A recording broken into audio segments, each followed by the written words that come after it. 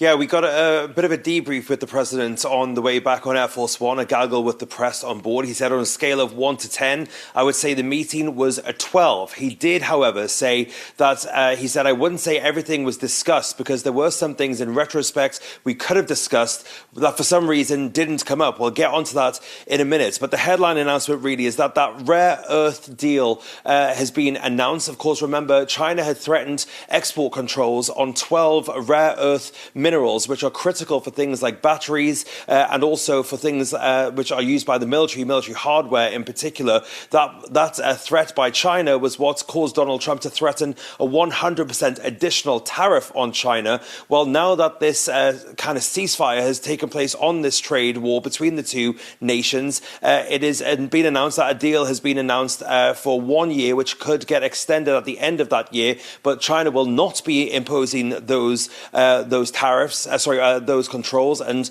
in retaliation to that, the Donald Trump administration will not be putting in effect those 100% tariffs. So much of a nothing, as it were, at the end of the day. There was movement, however, on fentanyl as well, that deadly drug which has killed scores of Americans every single year. The tariff on that, which was 20%, now cut in half, effective immediately, down to 10%. That's after China has agreed to try to tackle the precursor chemicals that make its way to US shores and cause that drug.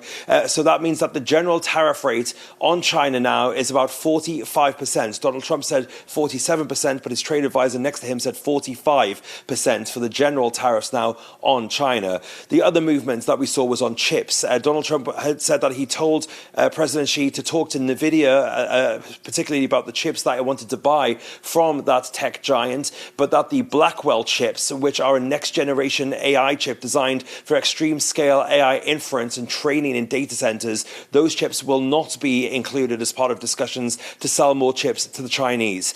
Other discussions on soybeans. China will be buying huge numbers of soybeans. Once again, that had been something which had riled the US president in the last couple of days.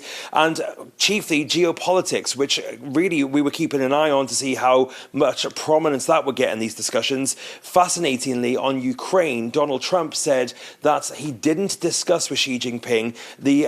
He basically said that he wanted to pressure Xi Jinping to stop buying Russian oil and gas, which was funding Vladimir Putin's war machine in Ukraine. And he said that simply didn't come up as a topic. So fascinating that has not come up, because Donald Trump has said many times that that's what he wanted to say to Xi, especially after India said that they would stop purchasing Russian oil and gas. And the other fascinating topic that did not come up at all was Taiwan. Donald Trump said Taiwan didn't come up. That was the exact quote. So a shocking, omission really there.